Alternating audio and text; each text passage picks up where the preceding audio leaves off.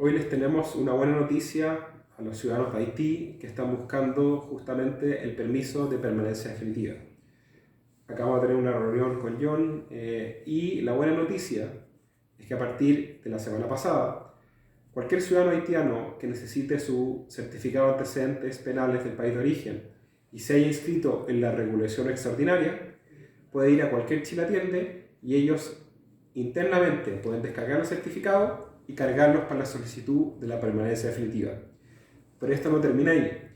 Para el resto de los ciudadanos haitianos que están residentes en Chile y que a futuro quieren pedir la permanencia definitiva, nosotros, a través de la Cancillería chilena, estamos pidiendo al gobierno de Haití el resto de todos los certificados de antecedentes de todos los haitianos en Chile.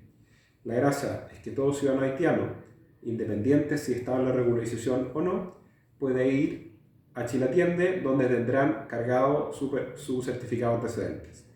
Lo que sí es que les pedimos paciencia y una vez que los certificados empiecen a llegar desde Haití, nosotros les vamos a avisar que están listos para descargar en Chilatiende.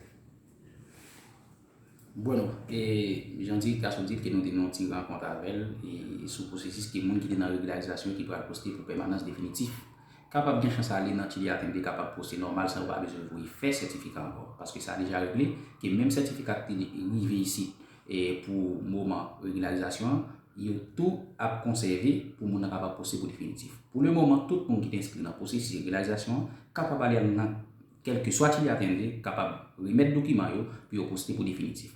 Tendez bien, si que passeport perdu, parce que même numéro passeport inscrit dans le processus, c'est lui, il reconnaît toujours, et c'est lui tout qui est dans la base de données. Si passeport est perdu, vous avez fait passeport, mais numéro passeport avant toujours mentionné dans le passeport, non petit parti par en l'air. Ou qu'à toujours à laver passeport, et puis après, c'est un document pour capable poster.